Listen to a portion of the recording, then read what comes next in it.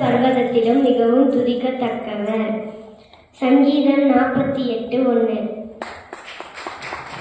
திறந்த வாசலை உனக்கு முன்பாக வைத்திருக்கிறேன், அதை ஒருவனும் பூட்டான்.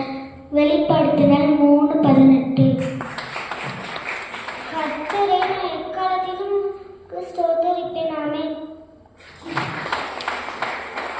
கர்த்தர் பட்சத்தில் இருக்கிறார், நான் பயப்படேன்.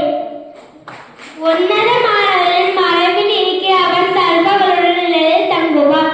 நான் கர்த்தரை நோக்கி, நீர் என் அடைக்கலம், என் கோட்டை, என் தேவன், நான் நம்பியிருக்கிறவர் என்று சொல்லுவேன்.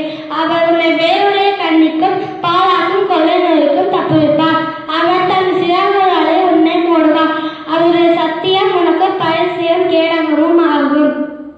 இரவில் உண்டாகும் பயங்கரத்திற்கும் பகலில் பறக்கும் அம்புக்கும் இருளில் நடமாடும் கொள்ளை நோய்க்கும் மத்திய இடத்தில் பாழாக்கும் சங்காரத்திற்கும் பயப்படாதிருப்பாய்.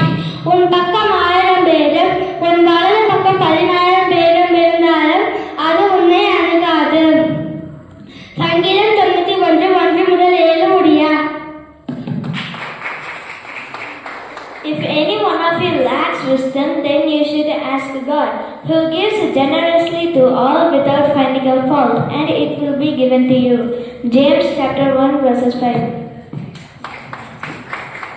சின்னக்குட்டிகள் தாட்சி அடைந்து பட்டினியா இருக்கும். கர்த்தரை தேடுகிறவர்களுக்கு ஒரு நன்மை குறைபடாது. ஆமென். கர்த்தாவே உம்மை கீர்த்தனம் பண்ணுவேன். சங்கீதம் 101:1.